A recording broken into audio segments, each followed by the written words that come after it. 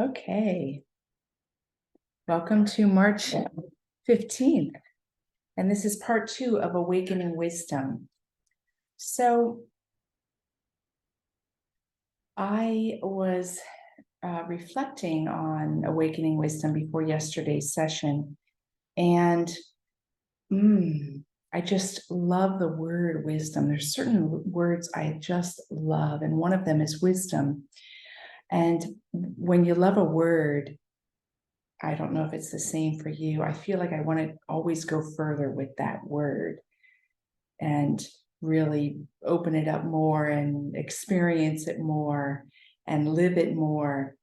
And I'm only going to do 2 sessions in this Lenten immersion on wisdom, but just now I'm feeling like I want to do like 30 sessions.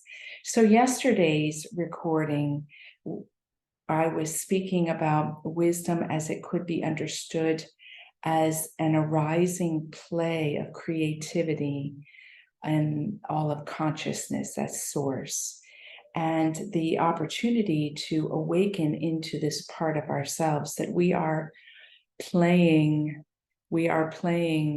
as consciousness, with consciousness, in being alive. And that's pretty incredible. And when you look at all the different traditions and texts, you'll find that there's always some element of the Sophia wisdom component that's part of the creative process, period. And so we looked at kind of awakening and getting in touch with that by opening our third eye. We brought the breath up very slowly all the way to this third eye. So that was one way to look at wisdom and explore it. And today is a little bit different, but equally playful. I have really been wanting to do more mantras, and I've held back in this series because I didn't want every single day to be a mantra, but just know that's really strong in me right now to do more sounding. And today we're going to do a mantra that is all about unleashing wisdom within us. And I'm going to say the mantra for you, and then I'm going to give you the meaning of the mantra. But then I want to go into our reflection a little deeper after it before we chant. So the mantra this morning, and I'm going to write it in the chat boxes as well. And as you know,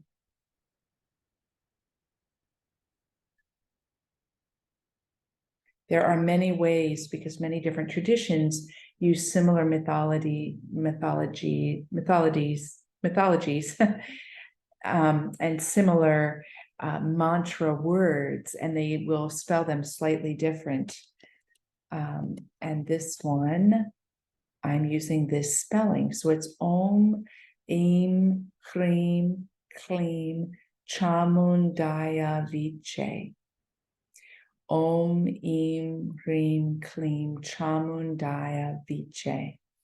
And the understanding of this mantra is Om, we're very familiar with that. Im is the seed syllable for Sarasvati. Hrim is the seed syllable for Lakshmi.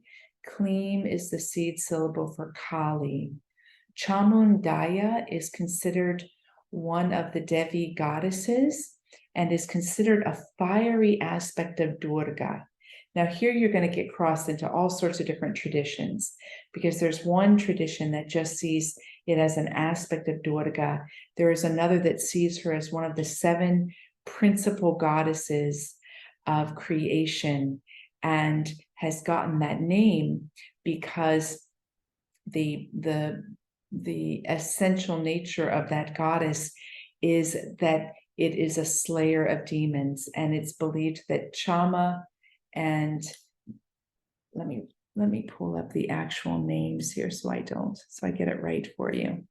It is believed that the Chanda and Munda were 2 devils, and they were killed by this goddess, Chamundaya. So Chanda, Munda were 2, and killed by the mother. And think about how many images that you know of or you have seen where you've got some feminine deity standing on something. standing on a dragon, standing on a snake, standing on evil people, standing on some representation in that culture of what needs to be held down or slain. Now, I'm not even going to go into the images of dragon and snake. My own belief system is very different around the slaying of that part of creation.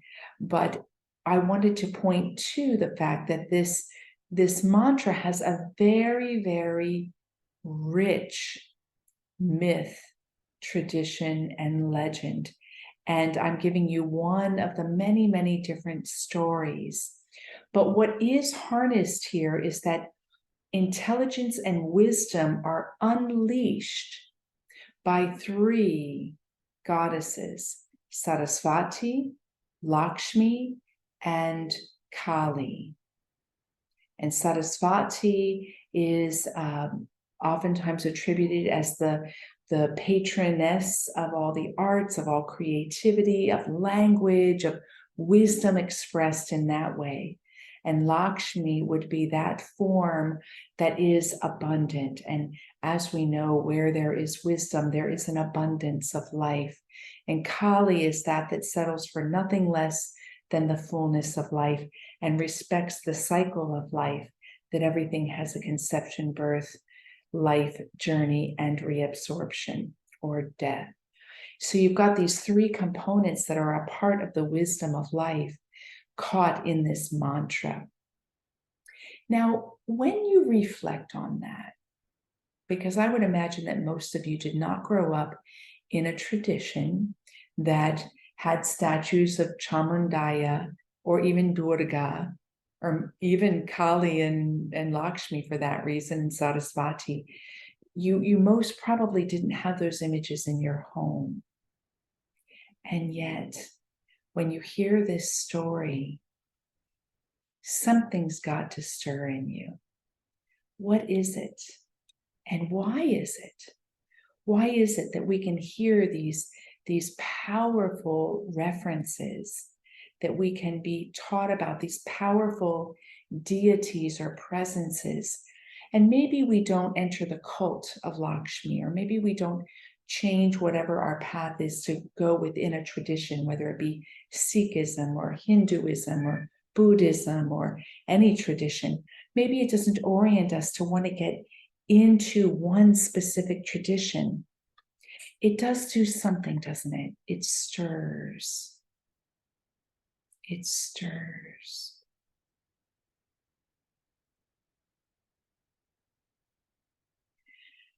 And sometimes, opening ourselves to embody wisdom, we need to be stirred. We need the kind of it's a feminine force, it's a yang feminine force, but it's got also this masculine component to it of bam. And that's an important part of wisdom. Our paths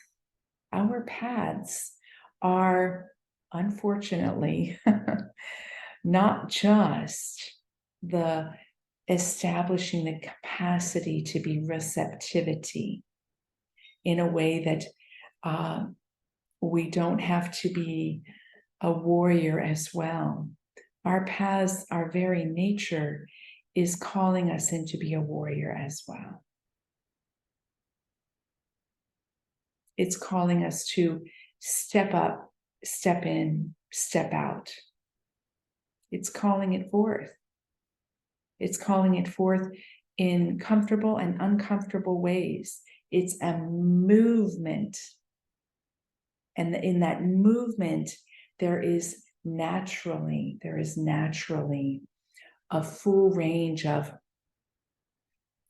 inherent challenges. Not challenges like roadblocks, but challenges as we encounter ourselves and as it's reflected in the world around us. Challenges that we as human beings can spend years on. Challenges that are part of our process of awakening. And what warrior energy does, what it does for us, is it gives us the chance, it touches in on the fact that we can become skillful with ourselves. Yes, be the receptivity. Yes, sink into the states of bliss. Yes, all of that. And yes, be out on the battlefield with your sword, willing to slay what needs to be slain. True, right? Oh, man.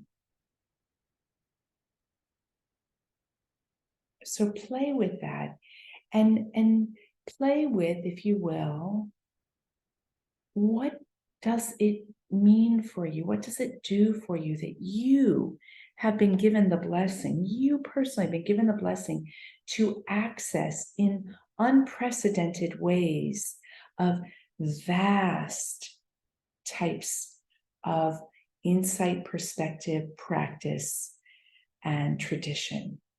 The very fact that I could type this mantra in here is because we have technology. The very fact that I could be in touch with this is that I have been blessed to be accepted into realms outside my religion of birth and outside what I would identify as my path, which means there is a universality that has opened up in our world. And I have been blessed to be privy to this mantra, to this understanding, to chant it with people who are devotees in their own traditions that have statues and grew up with statues of these very entities. Not me. And yet there is a compelling draw. We are so blessed to be of that age and time. And how precious our time is. How precious our time is here in this journey we call life. To eat at the banquet that's right here before us. So today what we're just simply going to do is we're going to chant this mantra 108 times. And I leave you with that reflection. It's a reflection I'm sitting with as well. As I sit with, how is it that I have such easy access to so much wisdom? So many portals, so many entry points, so many celebrations, so many words, so many songs, so many to learn from, so many individuals to learn from, that I have access, that this world has set that up. Kudos to our world for making that available to us. So I invite you to, for this meditation, to bring to the fore some way wisdom is eluding you. Some area in your life where you're feeling a sense that you'd really like to understand through the eyes of wisdom, and you don't yet. You're still in process. I invite you to bring that. That's what we're calling a challenge here. Bring that into our meditation, and I'm bringing one myself. And so we are going to, I'm going to play the tone I want to chant this with for just a second. You may or may not be able to hear it, but I want to remind myself of it because I don't chant with this tone, but I like it. So give me just a minute. If you hear it, great. And if not, that's okay.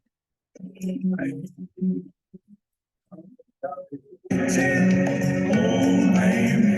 Klim Chamundaya Viche.